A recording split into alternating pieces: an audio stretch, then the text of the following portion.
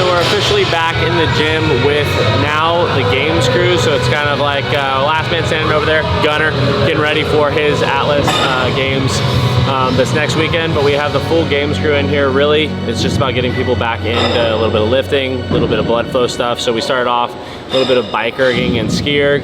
Definitely they felt their lungs kind of coming back to them, and right now we're working through some snatches, snatch balances, trying to just get people to feel up to roughly about 70%, just kind of getting back into the rhythm of the lifting, and then we'll kind of move through some stuff that feels a little bit CrossFit-y, but for the most part we're keeping volume light these next 2 weeks as we ramp up into full games training.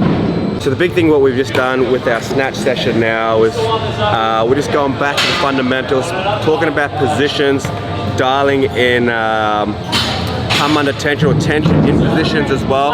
So I'm not sure if you saw that, but I just spoke to Saxon and Brooke about where we want to be where we want to be in the movement in time and space. So the big thing that we started talking about in the movement mechanics especially is we start from the floor always, and then it ends up being feet, and then we talk about our first pull. So today I predominantly worked with Saxon on his first pull, thinking about feet position, even angle of the knees.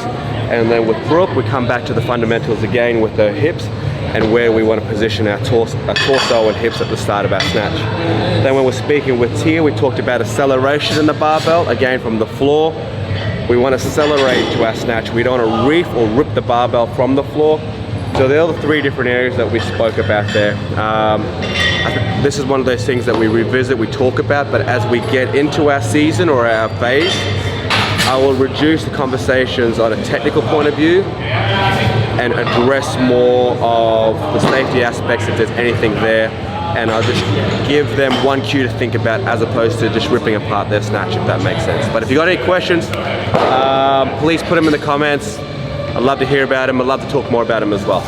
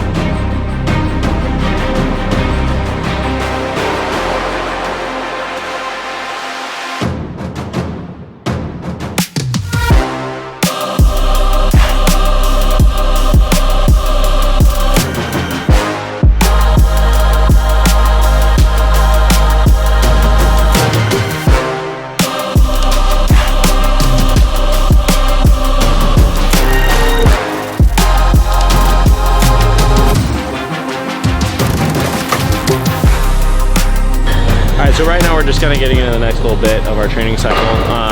Some of it's going to be a little bit more personalized with some of the strength cycle that we're kind of working through in the Ole cycle, mainly because a lot of athletes have a little bit different strengths, weaknesses, what they can handle in terms of volume progressions, in terms of the strength element. So over here we have Will, who's working on getting back into some squat volume here, just touching up to 5 reps, about 70%. We have Brooke over here touching again around 70% because this is kind of like the first little bit, but more on push tricks, working on that overhead and working on that front rack stability and movement through there. Did you learn anything from last year, for the first year being a proven camp, that the volume of certain athletes might need to change off of the base of like Tia? Yeah. So what I think what you're asking, or what I'll answer anyway, is the volume for each person. Learning from last year's, we've taken a few learnings from last year. The biggest thing that we're going to implement this year is our phases will be different for depending on the athlete as well. The benefit of having a different semi-final each week allows them to have a rest, or their plan will be altered slightly due to when they started their training phase. But for the most part, they'll have 8 to 9 weeks leading into the CrossFit Games. So we've built it out into 3 phases: their build phase, their intensification phase, and their peak or their taper phase. Okay, so what we've done is that we've altered some of the athletes' deload week in the intensification phase to be at a different point. Their build phase will be similar.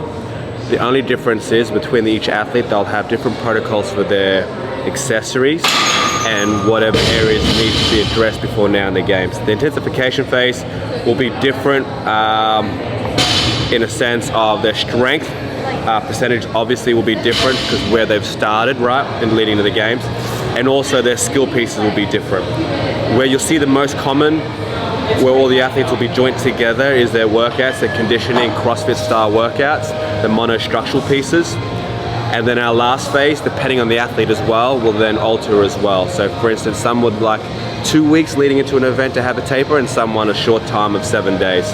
We're gonna try to push that out to 9, but they want 7 days. So yeah, a lot of differences, a lot of learnings from last year. We implemented something similar last year, but I think we're fine tuning it. And what we found as well is the first year, we need the athlete to trust us. And then you find that generally in the second year where their guard's down, they believe in what we're trying to tell them or preach, and that they have full trust in the program. So now it's on us, now that we've got their faith and their trust, it's for us now to show our work and show why we believe in what we're doing.